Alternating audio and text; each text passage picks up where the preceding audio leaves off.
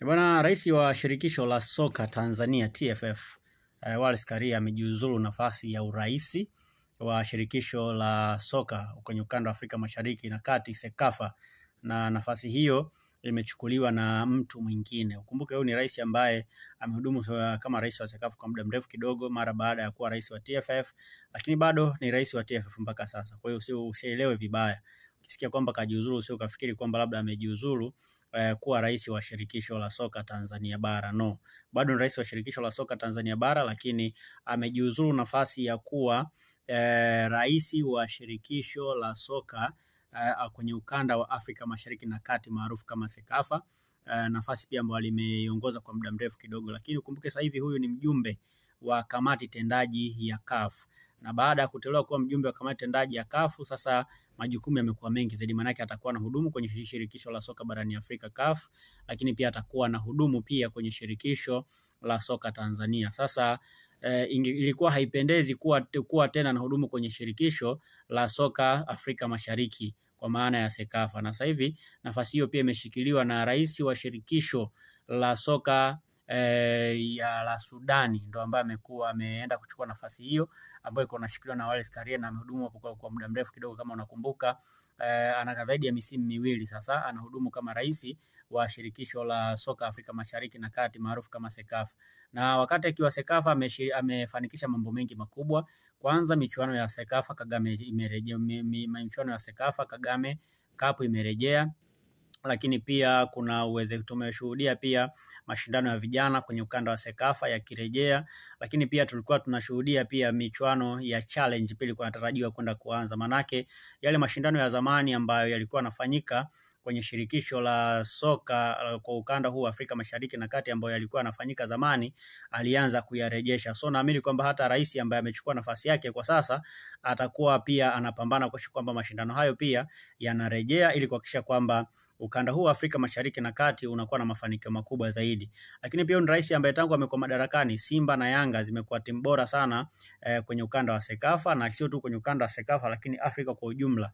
Timu zimekuwa zikifanya vizuri sana kiasi kwamba watu wengi walikuwa wanatamani kuona namna gani ambavyo timu hizi zinaweza kwenda kuwa mabingwa. Lakini baada ya kuwa mjumbe wa kamati tendaji ya CAF, manake ameamua kujipunguzia majukumu, na sasa nafasi hiyo ya kuwa rais wa shirikisho la soka kwa ukanda wa Afrika Mashariki na Kati au ukanda wa Afrika Mashariki ameamua kujiuzulu kuwa rais, na nafasi hiyo itakuwa na mtu mwingine, na yeye ataendelea kuhudumu kwenye shirikisho la soka Tanzania bara, lakini pia ataendelea kuhudumu kule kwenye shirikisho la soka barani Afrika akiwa mjumbe wa kamati tendaji. Na mjumbe wa kamati tendaji ya CAF, kumbuke huyu ndio ambaye pia anakaa kwenye vikao vya kujadili maendeleo ya soka barani Afrika, kujadili mfumo wa mashindano unatakiwa kuwaje, mfumo mpya wa mashindano unatakiwa kuwa na timu ngapi, lakini pia taratibu zote zinatakiwa kuwaje, kanuni na nini, na kila kitu kinakuwa kiko chini yake. Kwa hiyo bado ni mtu ambaye anahudumu vyema kwenye soka la Afrika. Kwa hiyo usio kafikiri kwamba labda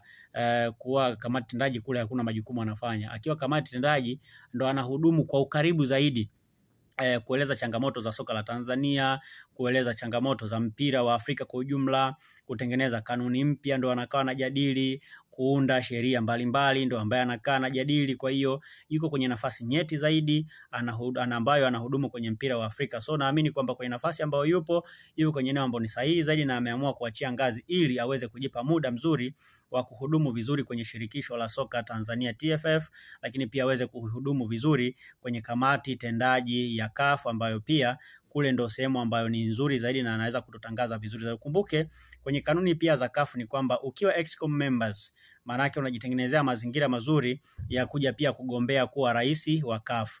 Kwa hiyo kuna uwezekano mkubwa hata Wallace Karia baadaye akaja kuwa rais wa CAF baada ya Patrice Motsepe pengine kuondoka, kwa sababu hii nafasi pia ya kuingia kwenye kamati tendaji ya CAF sio kwamba unateuliwa. Hii sio nafasi ya kuteuliwa. Hii ni nafasi ambayo watu wanapigiwa kura. Kwa hiyo mpaka watu wanakupigia kura na kukuingiza kwenye kamati tendaji, maana yake wameona kwamba wewe ni mtu muhimu, wameona faida yako, na wameona kwamba unastahili kuwa kuingia kwenye kamati tendaji. Kwa hiyo kama ambavyo walipigiwa kura na wajumbe mbalimbali kuingia kuwa rais, kuwa kuwa excom members, kwa maana kuwa kwenye ile kamati tendaji ya CAF, na mimi ndio hivyo hivyo pia ambavyo anaweza pia kwenda kupigiwa kura na kuwa rais wa CAF kwenye miaka inayokuja. Hatujui, inawezekana sisi tunatamani awe rais wa CAF, lakini pengine sio mpango ambao yeye anapenda, lakini kwa namna ambavyo kanuni zinaeleza ni kwamba ukishakuwa excom members, kwa maana ukiwa mjumbe wa kamati tendaji, una nafasi pia kuja kugombea kuwa rais wa shirikisho kama ukiamua. Na kwa sababu hizi ni nafasi ambazo watu wanateuliwa, wanapigiwa kura, manake pia hata hao ambao wamempigia kura anaweza pia kuja kumpigia kura kuwa rais wa shirikisho la soka barani Afrika CAF, na naamini itakuwa jambo kubwa zaidi kwetu.